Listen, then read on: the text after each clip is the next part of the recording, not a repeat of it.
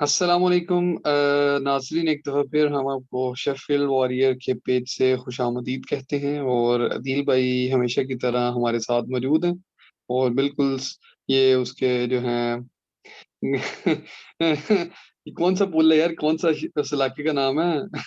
इसके पीछे जो सैन फ्रांसिस्को।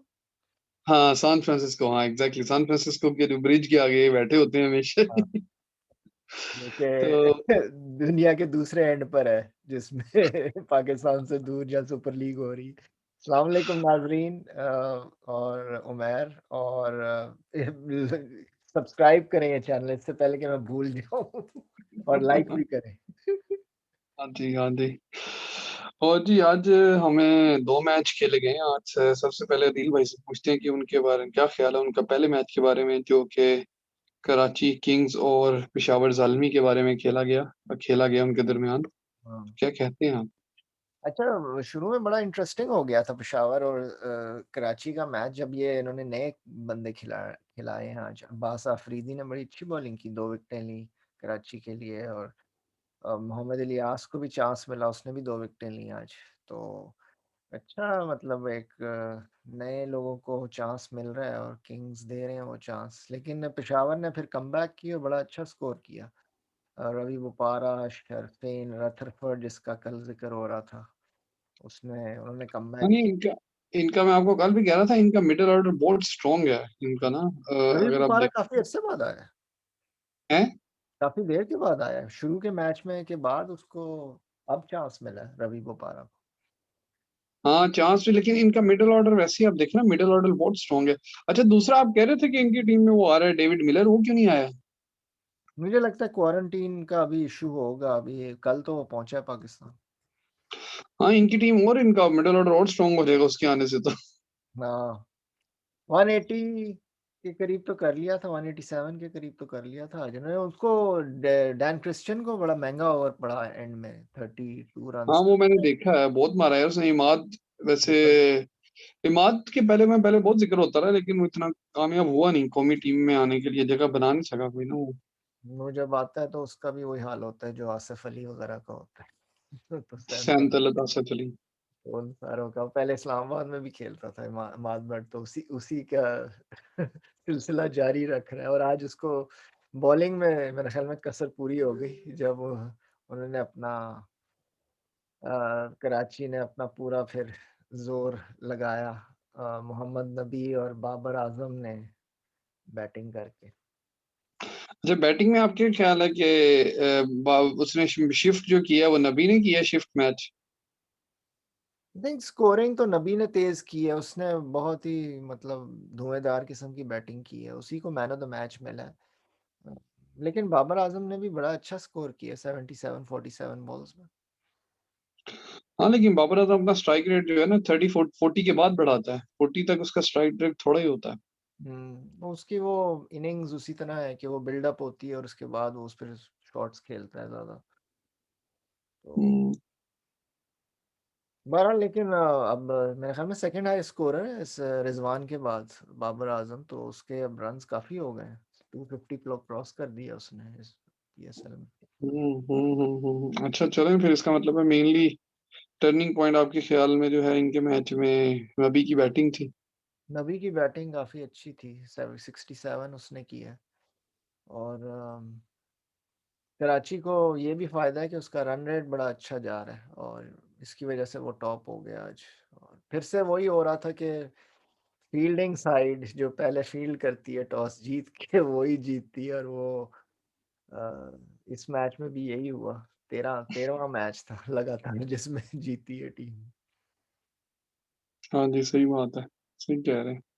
तो पर अच्छा हाई स्कोरिंग मैच था, कराची ने स्कोर कर लिया और अब अब वो टॉप पर है। लेकिन दूसरा मैच चलिए ज़्यादा इंटरेस्टिंग हो गया फिर, दिलचस्प हो गया। चलिए दूसरे पे बात करते हैं। अब दूसरा जो है हमारा था आज उसका मुल्तान सुल्तान्स और दोनों मतलब हल्की टीम, लोअर रैंक्स की टीम का कह सकते हैं हम कोटा ग्लैडिएटर्स। हुँ, और इंटरेस्टिंग थिंग ये थी कि आज उन्होंने मिथ तोड़ा है आखिरकार। कुफर हुँ, टूटा आखिरकार टॉस हार के मैच जीतने वाला और बॉलिंग पे मैच जीतने वाला। लेकिन मेरे ख्याल में इसमें सरफराज की थिंकिंग, उनकी मैनेजमेंट की थिंकिंग थी कि उन्होंने कॉम्बिनेशन चेंज किया, ओपनिंग उन्होंने देखे, उन्होंने चेंज की और दोनों यंगस्टर खिलाए। रिस्क बिल्कुल। लिया उन्होंने, लेकिन वो रिस्क कामयाब हो गया। फिर दूसरा है, उन्होंने 5 बॉलर के साथ गए, उसमें से 3 स्पिनर डाले उन्होंने, 2 हुँ, सिर्फ पेसर लेके गए। ये हुँ, भी एक गैम्बल ही था कि स्पिनर को मार भी पड़ सकती थी बहुत ज़्यादा, हुँ। लेकिन बॉल काफ़ी स्विंग हो रहा था कैस का, तो इसलिए कैस मैन ऑफ द मैच भी बना। तो आप क्या कहते हैं इस बारे में? हिकमत अमली चेंज की, तब्दील की, इसमें कोई शक नहीं है। सबसे पहले तो जिस तरह आपने कहा ओपनर उस्मान खान, जिसको कोई पता नहीं, मतलब 2 फर्स्ट क्लास मैचेस खेले में और वो उसको डाला, जिस ओपनिंग में उसने बड़ी ज़बरदस्त बैटिंग की। तो लोगों को पता ही नहीं है इसके बारे में कि कहाँ से आया और यूएई में खेलता रहा काफ़ी मैचेस टी20s के। तो उसने 81 किया, साइम अयूब को इन्होंने बदस्तूर रखा हुआ है, उसने भी 23 रन किए और मेरे ख्याल में पार्टनरशिप अच्छी थी शुरू में 69 रन्स की। और जो स्पिनर्स लाए हैं वो बड़ा इम्पोर्टेंट। जो पिछले मैचेस में हो रहा था सरफराज का कि मोहम्मद नवाज के ओवर्स ही कंप्लीट नहीं हो रहे थे, और हालांकि वो इतना नपी-तुली बॉलिंग कर रहा था, आज उसको पूरे 4 ओवर्स का कोटा दिया और बाकी स्पिनर्स को भी चांस दिया, और बल्कि तीसरा एक्स्ट्रा स्पिनर कैस अहमद को लाए हैं, और जिसने इतनी अच्छी बॉलिंग की कि वो मैन ऑफ द मैच हो गया। उसने 3 विकेटें ले ली और टॉप ऑर्डर सारा उनका मुल्तान का जो है वो वापस करके भेजा। असल में हम यही बात कर रहे थे ना, राइट कॉम्बिनेशन की बात कर रहे थे। शायद मतलब ग्लैडिएटर्स को अपना राइट कॉम्बिनेशन मिल गया। शायद बॉल बैटिंग उनकी पहले बेहतर हो गई थी, बॉलिंग में भी शायद लगता है कि इसके साथ ही जाएंगे वो मोस्टली, क्योंकि आगे लाहौर में भी टर्निंग विकेट्स ही होंगी, लाहौर में भी स्पिनिंग विकेट ही होती हैं ज्यादा। मेरे ख्याल में उनको फ़ायदा होगा लाहौर में, यही लोग क्या सराहियाँ कर रहे थे कि स्पिनर्स इनके अगर चल गए तो इनको फ़ायदा होगा, यहाँ कराची में शायद मदद नहीं मिल रही इतनी। बहरहाल लेकिन उनको जीत बड़ा ज़रूरी था उनके लिए आज, क्योंकि आ गई 4 मैचेस हार गए थे, 5 बार टॉस हार गए थे। लेकिन आज काफ़ी बेहतर रहा। रिज़वान ने अच्छी बैटिंग की, लेकिन विकेटें गिरती गईं और खुशदिल शाह के लिए एक और पुअर शोइंग, 19 रन उसने बनाए। उसके लिए टूर्नामेंट अच्छा नहीं जा रहा। तो मुझे लगता है कि खुशी शाह जब से आया ना वो कौमी टीम में, हुँ, उसके बाद से उसे प्रेशर से ही निकला, उसमें परफॉर्म नहीं कर पाया ना, तो उसके हुँ, शायद माइंड में ये बात चल रही है, तो हुँ, उससे निकल नहीं पा रहा हुँ। शायद।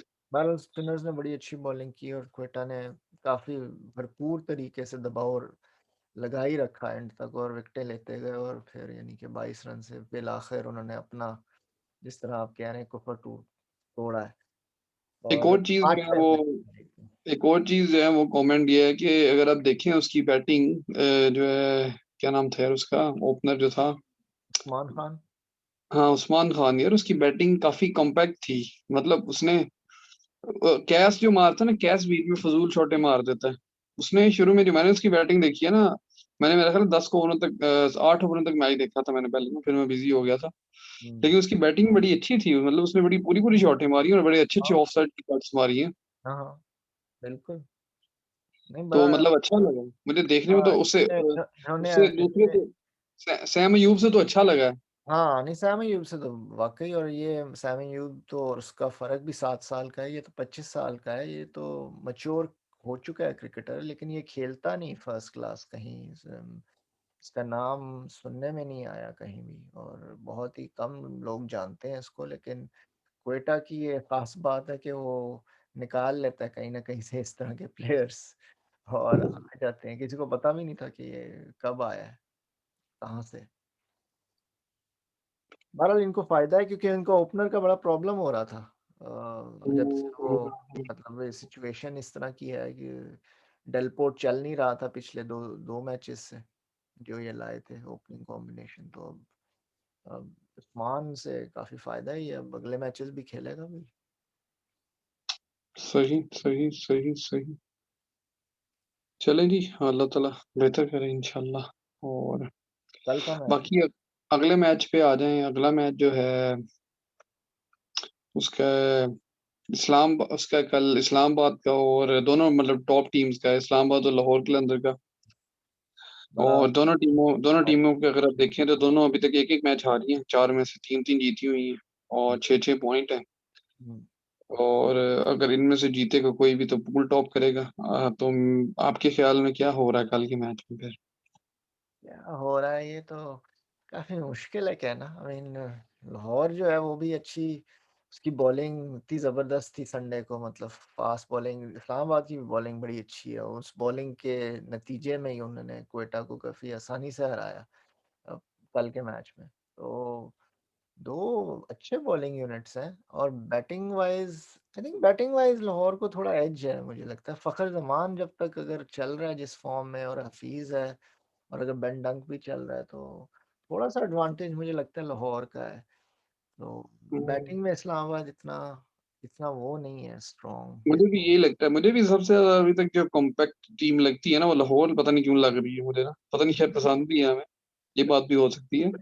लेकिन पता नहीं मुझे लगता है कि उनके पास बॉलिंग भी वर्ल्ड क्लास है इस टाइम, ठीक है? ज़बरदस्त है। उनके पास ओपनर भी ठीक हैं, उनके पास मिडल में हफीज़ बैठा हुआ है जो वैसे ही पिछले साल का सबसे हाईएस्ट स्कोरर है, हुँ, मिडल में। हुँ। और फिर नीचे आके उनके पास वीज़ा जो है वो कमाल कर जाता है।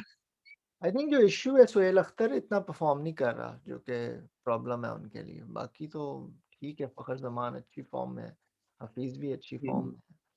तो दूसरा कल इंटरेस्टिंग ये होगा कि कल भी मेरा ख़्याल है स्पिनर पे गेम जाएगी। अगर आज स्पिनर पे गेम गई है, कल भी स्पिनर पे जाएगी और दोनों टीमें इसको देख रही होंगी।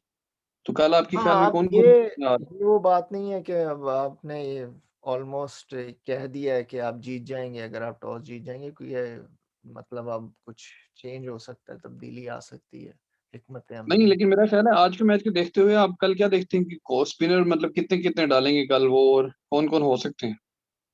लाहौर को बड़ा प्रॉब्लम है स्पिनर्स का। मतलब एक तो जो स्पिनर है उनका, उनको उसको काफ़ी मार पड़ी थी उस दिन समित पटेल को, तो ये एक है। आई थिंक इस्लामाबाद लेकिन के अगर पास स्पिनर्स बेहतर है, ज़फ़र लेकिन बुम। अगर गेंद स्विंग करेगा तो समीर पटेल भी सही बॉलिंग करेगा ना, वो तो बॉल ग्रिप करने की बात है ना, ऊपर से फिर हफीज़ भी कर लेता है साथ। 2 तो हैं उनके पास ऑलरेडी। हफीज से पूरे ओवर्स नहीं कराते ये, तो अगर वो कराएं तो फिर है। और ये भी डिपेंड करता है कि किस, मतलब आज तो आपने देखा कि वो लेग स्पिनर्स इतने अच्छे थे, जाहिद महमूद और कैस की बॉल लेग स्पिन है, लेकिन इनके पास लेग स्पिनर का इशू है कि वो जो है नेपाली क्रिकेटर लमिचाने उसको खिलाते हैं कि नहीं, तो हुँ, वो वो अच्छा है, स्पिनर है। अच्छा स्पिनर है वो, तो वो तो है। ऑप्शन तो है अभी ऑप्शन चले। है। आई थिंक समित पटेल की इतनी बॉल टर्न नहीं करती, लेकिन अ, देखें वो खेलेगा तो सही, क्योंकि वो एज़ एन ऑलराउंडर उसकी बैटिंग की वजह से भी वो आता है। लेकिन अब तब्दीलियाँ देखते हैं क्या करते हैं कल लाहौर।